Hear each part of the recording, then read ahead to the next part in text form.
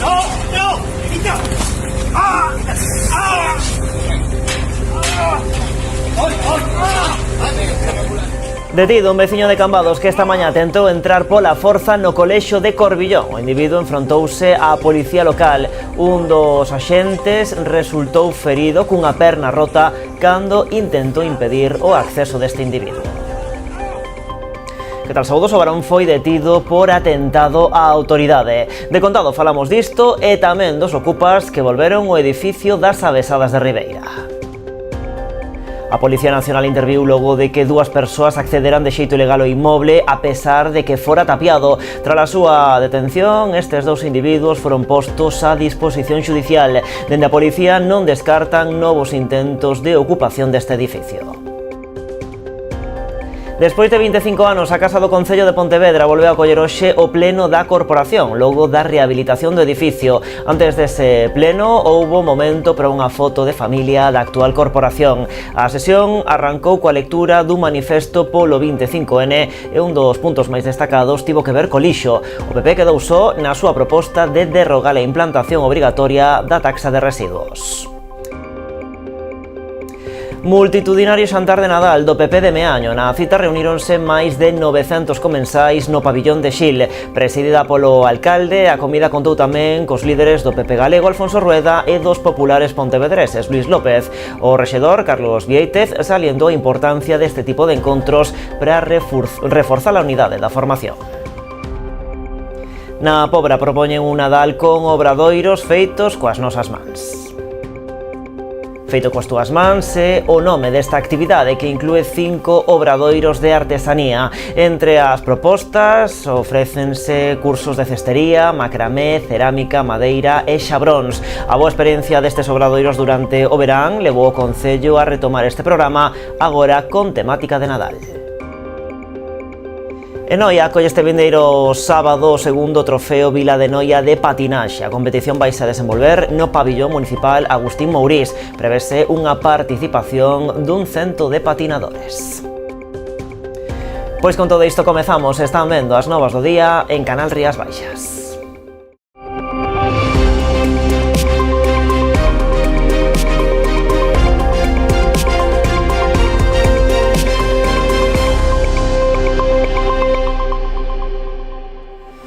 Detido un veciño de Cambados que esta mañá tentou entrar pola forza no colexio de Corbillón. O individuo enfrontouse á policía local. Un dos axentes, cando tentaba impedir que o home entrase no centro, acabou rompendo unha perna. Outro axente, que tamén rematou con varias contusións, conseguiu reducir o home. O varón foi detido por atentado á axente da autoridade. Posteriormente tamén foi trasladado a un centro hospitalario para recibir atención médica. Trátase dun veciño que vive no centro da vila. Por causas que aínda se descoñecen, saiu da casa berrando, moi alporizado e pedindo socorro. Segundo fontes oficiais, todo apunta a que podería estar baixo os efectos de algunha substancia estupefaciente. A policía local desprazouse ata o colexio logo de recibir a chamada do seu director, alertando de que o individuo estaba intentando entrar. Ao lugar tamén se achegou a Garda Civil ante a demanda de reforzos por parte dos municipais. E a Policía Nacional de Ribeira viuse na obriga de acudir de novo esta pasada fin de semana ao edificio Ocupa de Avesadas na rúa Xosé Ramón Barreiro. Ao parecer, dúas persoas accederan de xeito ilegal a ese inmoble a pesar de que fora tapiado unha vez realizado o proceso de desaloxo. Segundo indican fontes policiais, accederan ao interior do edificio despois de romper o valado metálico dunha das fiestras existentes na parte posterior. Tras a súa detención, estas dúas persoas foron postas a disposición xudicial. Dende a policía non descartan que este tipo de incidentes volvan producirse nas vindeiras semanas con novos intentos de ocupación deste edificio. Minuto de silencio en Pontevedra polo Día Mundial en recordo das víctimas de accidentes de tráfico. Un acto que estivo encabezado polo subdelegado do Goberno en Pontevedra, Abel Losada, xunto con membros da Garda Civil, a xefa provincial de tráfico e representantes de asociacións como Ponte a Conducir ou a Federación Galega de Ciclismo. Ali salientaron que as estradas pontevedresas están a vivir un ano malo en canto a sinistralidade. No que vai de 2024 rexistráronse 31 persoas falecidas, a peor cifra dende 2020. Destacar destacaron que o dato é especialmente malo nas guías interurbanos, onde se contabilizaron 22 desas vítimas. Tamén puxeron o foco na vulnerabilidade de ciclistas, motoristas ou peóns, sumando neste 2024 13 dos falecidos. As principais causas dos accidentes seguen a ser as distraccións e o exceso de velocidade. Esta mañá aproveitaron para pedir prudencia e recoñecer que hai que intensificar o esforzo para frear o número de víctimas nas estradas, xa coa vista posta na campaña de Nadal. En realidad se ha incrementado ligeramente el número de fallecidos, van en lo que va de año 31 fallecidos en el conjunto de la provincia y es el peor dato desde el año 2020. Esto significa que tenemos que intensificar el esfuerzo, pedir prudencia y desde luego estar atentos a lo que son unos números que desde luego son negativos. Siempre se lleva como una intensificación de vigilancia por parte de la agrupación de tráfico y entiendo, de otras fuerzas y cuerpos de seguridad del Estado. Y como no, este año va a llevarse a cabo esa intensificación. Está previsto una campaña de vigilancia especial de alcohol y drogas, que ya saben que el alcohol y las drogas es el tercer factor que concurre en los siniestros de tráfico.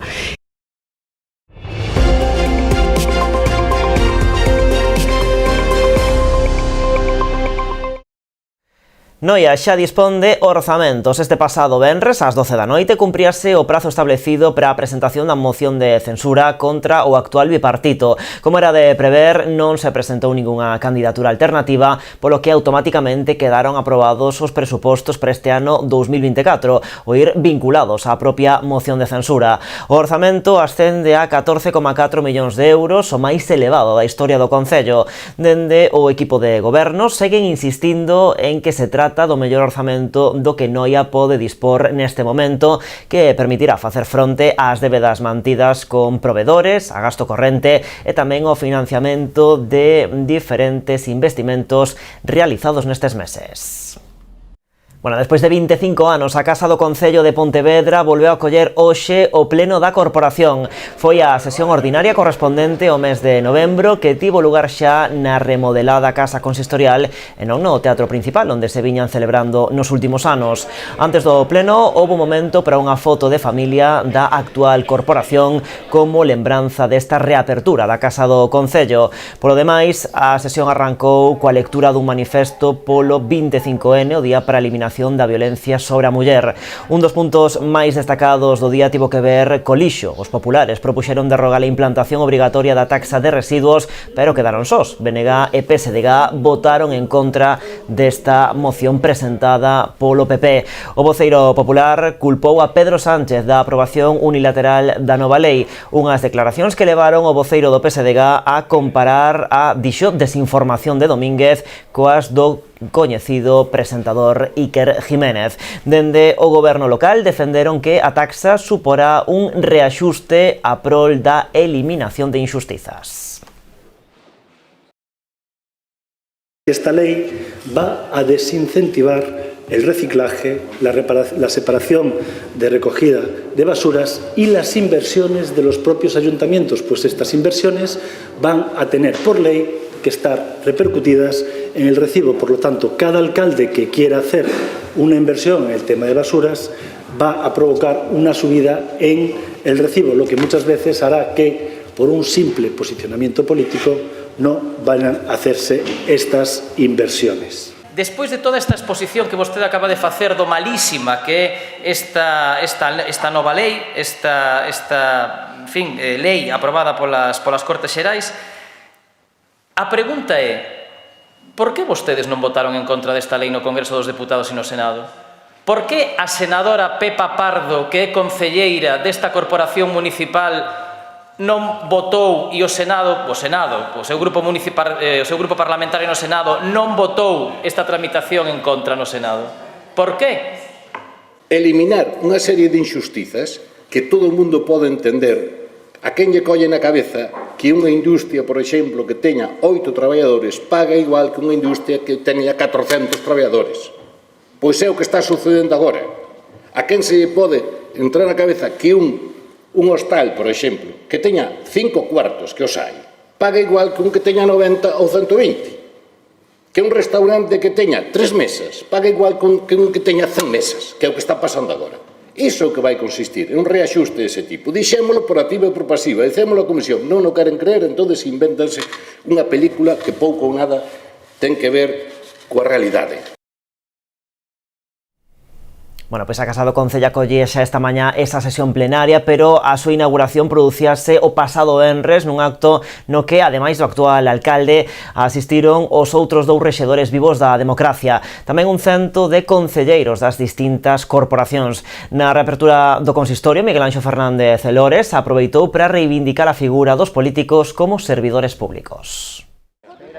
25 anos despois, Pontevedra volve contar cunha Casa do Concello a pleno rendemento. O consistorio, deseñado por Alejandro Sesmero e aberto en 1880, foi reinaugurado logo das obras de reforma. O acto asistiron máis dun cento de edís das sucesivas corporacións democráticas, así como os 3 alcaldes vivos deste período, Rivas Fontán, Pedrosa e Lores. A vosa presenza dalle o valor e a importancia que merece a inauguración deste edificio, da Casa Consistorial e, sobre todo, deste Salón de Plenos.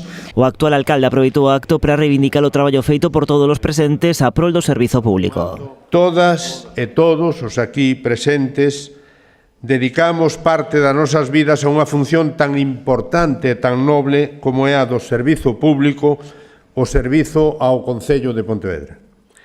E creo que de xustiza e, ademais, necesario aproveitar este acto para reivindicar o papel do Concello e para poñer en valor a función dos membros da corporación. O rexedor tamén bromeou coa tardanza deste proxecto que mantivose en uso durante 25 anos este Salón de Plenos. En todo caso, estamos nos referindo á tardancia de recuperar este Salón de Plenos, pero eu estou seguro que foi porque se fixeron outras cousas que considerábamos, mal ou ben consideradas, por parte do goberno, de que eran prioritarias antes que isto. Daí ven o de en Casa de Ferreiro, Coitelo de Pau.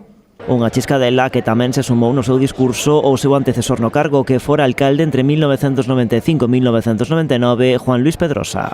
La primera vez en mi vida que vi un pleno, lo presidí. O sea que estaba bien claro. Y lo presidí aquí dentro, en este salón.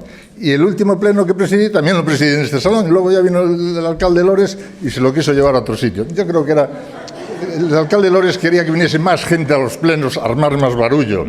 Entonces yo creo que por eso nos fuimos al teatro principal. Pero bueno, ahora el caso es que volvemos aquí, o sea que sea bienvenida la noticia.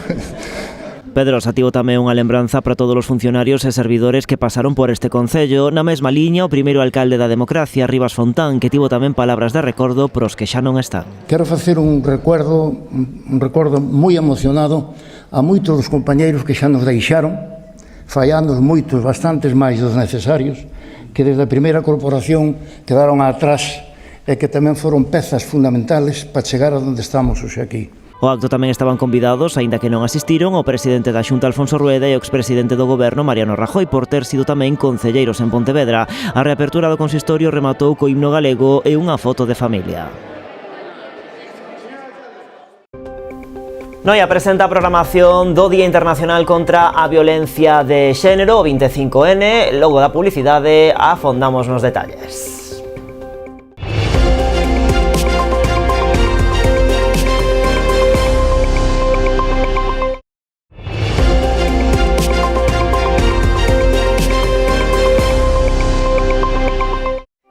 Aquí seguimos nas novas en Canal Rías Baixas. Multitudinario xantar de Nadal do PP de Meaño. Na cita reuníronse máis de 900 comensais no pabillón de Xil. Presidida polo alcalde, a comida contou tamén cos líderes do PP galego, Alfonso Rueda, e dos populares pontevedreses, Luis López. O rexedor Carlos Viéitez salientou a importancia deste tipo de encontros para reforzar a unidade da formación. O xantar de Nadal nacera cando o alcalde de Meaño, Carlos Viéitez, fora expulsado do PP. Agora, de volta no partido, a xornada serviu para amosar a forza da formación na localidade. A cita congregou no pabillón de Xil máis de 900 comensais, entre eles os líderes populares a nivel galego e provincial. Entre música, carne ao caldeiro, polvo e empanada, o alcalde agradeceu a asistencia dos veciños e simpatizantes. Viéitez salientou a importancia deste tipo de encontros para reforzar a unidade da formación. Si seguimos xuntos, traballando, unidos, con cohesión, estou seguro que entre todos lograremos que Meaño siga sendo o mellor lugar para vivir, o mellor lugar para traballar, o mellor lugar para visitar e, sin duda, tamén o mellor lugar para disfrutar. Pola súa banda, o presidente da Xunta, líder dos populares galegos, felicitou o alcalde pola capacidade de convocatoria arredor deste xantar. Alfonso Rueda comprometeuse a dar resposta ás necesidades do municipio. Espero que nesta legislatura todos eses proxectos que trouxo Carlos, todas esas cousas que quere facer aquí en Meaño, podamos facelas xuntos. Son cousas razoables, son cousas que se poden facer con planificación e son cousas que sinceramente creo que merecedes. E tamén palabras de agradecemento do presidente da Deputación e dos populares pontevedreses. Luis López, na súa primeira visita a este xantar, amosouse abraiado pola cantidade de xente que asiste á cita. A min me abraia, pero tamén me sale un sentimento de agradecemento. Agradecemento que vos, que todo ese traballo que fai ao longo do ano, Carlos e todo o seu equipo aquí en prol de Meaño, pois que yo paguedes con esta asistencia, que hai 1000 personas aquí, querido Carlos, co ano, isto non sei como será, pero o espacio que se vai a quedar algo pequeno. A xornada rematou con animación musical e os máis pequenos gozando nunha zona de hinchables. Ademais, conscientes da traxedia da Dina de Valencia, o acto incluiu tamén un minuto de silencio en lembranza das vítimas. E cambiamos de asunto. A Concellería de Servizos Sociais de Noia presentou esta mañá a programación co gallo do Día Internacional contra a Violencia de Xénero. Unha das actividades máis destacadas terá lugar o propio 25N. Será unha concentración ás 11:30 da mañá diante do Coliseo Noela, na que participarán os centros educativos do municipio e na que se dará lectura a un manifesto. A concelleira de Servizos Sociais Marisol Villar e a directora do CIN Julia Beiro debullaron esta mañá a programación deseñada dende o seu departamento co gallo do Día Internacional contra a Violencia de Xénero. Entre as actividades destaca a campaña de sensibilización que vai a levar a cabo o Concello, baixo o lema Noia di non á violencia de xénero, a que convidan a sumarse os locais hosteleiros e negocios da vila, así como tamén o resto de entidades e clubs do municipio. Campaña na que invitamos a participar a comercios, hostelería, asociacións, clubs deportivos da nosa vila, coa finalidade de visibilizar e concienciar a toda a nosa veciñanza contra a violencia de xénero. Por iso, podedes poñer un cartaz no escaparate ou pegar un vinilo para que se vexa Noia di non a violencia de xénero. Un dos actos principais levarase a cabo o propio 25N, no que tomarán parte tamén os centros educativos do municipio, e consistirá nunha concentración e posterior lectura dunha declaración institucional. Contaremos coa participación dunha representación do alumnado de secundaria da nosa vila. Estará presente o IES Campo de San Alberto, o IES Virxen do Mar e os centros educativos Xaime Balmes e María Asunta, aos cales os 4 damos as gracias pola participación. Sempre que se chaman, sempre están aí. Cada centro participará neste acto con unha actividade que a rapazada está a preparar para amosar o seu compromiso con unha sociedade en igualdade e sin violencias. De seguido faremos un minuto de silencio en recordo de cada unha das vítimas mulleres falecidas ao longo deste ano por violencia de xénero. Dende Servizos Sociais convidan tamén a participar no concurso Rachando co Medo, que este ano chega a súa 4ª edición. Ata o día 28 de novembro está aberto a participación ao 4º concurso Instafoto Rachando co Medo. Damos a continuidade que levamos, esta é a 4ª edición, vanse repartir 8 premios en forma de vales de compras, de un primeiro premio de 200 euros, un segundo de 100, un terceiro de 75 e 5 cuartos premios de 30 euros cada un, que eses 5 cuartos premios van a ser decididos polo público, non? Os que máis likes teñen. Como en anos anteriores, iluminarase de morado a fachada da Casa Consistorial do 23 ao 29 de novembro e levarase a cabo tamén a Caravana Morada, onde se ofertarán todos os recursos dos que dispón o Concello nesta materia. Todas as actividades programadas están subvencionadas polo Pacto de Estado contra a Violencia de Xénero. A Xunta investirá uns 185.000 euros na instalación de cartéis informativos en varios parques naturais de Galicia, entre os que se atopa o Parque Natural de Corrubedo, coa finalidade de concienciar a cidadanía sobre a importancia do cuidado destes espazos e de protexer a flora e a fauna existentes. No caso do de Corrubedo está relacionado coa Píllara das Dunas e enmarcado no proxecto interregional europeo Iberalex. O contrato ten como finalidade a suministración tanto de cartéis permanentes como temporais nas praias e zonas húmidas nas que habita ou nidifica esta especie autóctona de Galicia. En total, elaboraránse algo máis de 200 cartéis temporais para a súa entrega ao Centro de Recepción de Visitantes Casa da Costa do Parque Natural do Complexo Dunar de Corrubedo e Lagoas de Carregal e Vixán para a súa posterior distribución polas zonas de nidificación da Píllara das Dunas. Bueno, e conta atrás para o Nadal, no Concello da Pobra, a Concellería de Participación Veciñal vén de ofertar novos obradoiros de artesanía enmarcados no programa Feito coas túas mans. Entre os talleres ofertados atópanse o de cestería, macramé, cerámica, madeira e xabróns.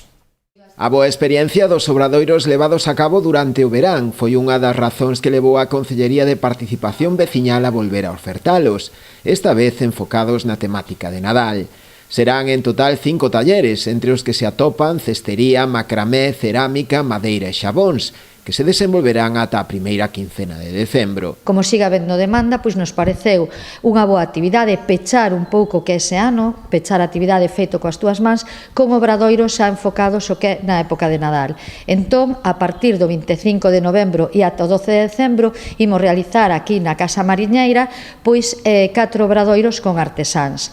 Vamos impartir un obradoiro de adornos do Nadal, de estampase, de esmaltado para xoias e para bisutería e tamén de bonecas de trapo.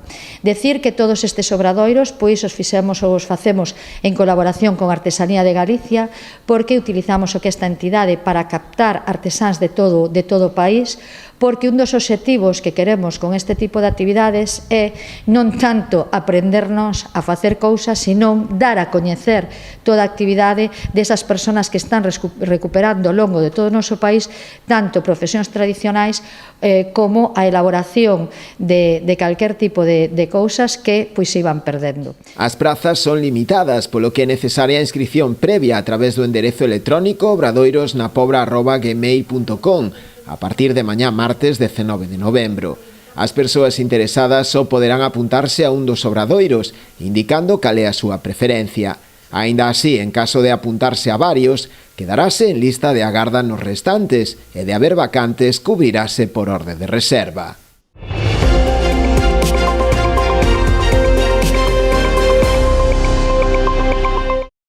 Falamos agora de vela. Esta pasada fin de semana celebrouse con gran éxito na Ría de Muros e Noia a regata clasificatoria da clase Ilca Memorial Alejandra Fernández. A proba organizada polo Real Club Náutico de Portosín contou coa participación dun cento de barcos chegados dende diferentes clubes galegos e tamén de Portugal, que competiron nas 3 categorías en liza, Ilca 4, Ilca 6 e Ilca 7. Na primeira delas, a máis xuvenil das divisións, os gañadores foron en categoría masculina Alejandro Pérez, do Náutico de Vigo, e en categoría feminina Ana Costas, do Real Club Náutico Rodeira de Cangas. En Ilca 6 a victoria foi para Juan Nieto, do Club Marítimo de Oza, en homes, e para Paula Peleteiro, do Real Club Náutico de Sanxenxo, en mulleres. Na Ilca 7, con só regatistas de categoría masculina, o triunfo foi para Javier Isidro, do Real Club Náutico de Portosín. En Noia acolle este vindeiro sábado o segundo trofeo Vila de Noia de patinaxe. A competición vaise desenvolver no pabillón municipal Agustín Mourís. Nel prevese unha participación dun cento de patinadores. Esta mañá era presentada no Concello a segunda edición do trofeo Vila de Noia de patinaxe. A competición organizada polo Club Noia Patín en colaboración coa Federación Galega de Patinaxe e o propio Concello terá lugar este sábado 23 de novembro no pabillón Agustín Mourís. Prevese unha participación próxima aos 100 patinadores, sumando todas as categorías, dende pequenos a maiores. Todos os niveis, desde o nivel 0 hasta a categoría amateur, e os participantes compiten no último nivel que teñen superado na categoría de niveis. Entonces, nunca poden competir en un nivel superior ao que teñen pasado. sempre como máximo no nivel que superaron anteriormente na fase de niveis. Dende o Concello destacaron a importancia deste tipo de probas, animando a acudir ese día ao pabillón municipal a presenciar este torneo, no que vai a haber unha ampla representación local. Agradecemos dende o Concello o gran traballo que fai a directiva do Club Noia Patín porque sexa un deporte visible, algo que no nosa vila pois non estaba sendo do todo participativo porque nos últimos anos pois facíase unha gala de patinaxe, pero a verdade é que competicións como as que se están levando a cabo nestes últimos meses pois non se estaban facendo e o agradecemos porque é un atractivo máis para o deporte da nosa vila. Queremos pedirvos a vosa asistencia, que veñades a disfrutar deste magnífico traballo que fan estes deportistas, que é un deporte moi vistoso, e o cal queremos tamén dar enhoraboa polos éxitos do ano pasado e pedirlle que, polo menos, que volva a ser como a temporada pasada. Pois así chegamos ao remate do tempo das novas aquí en Canal Rías Baixas, máis en canalriasbaixas.com e tamén nas nosas redes sociais. Como sempre, graciñas por estaren aí.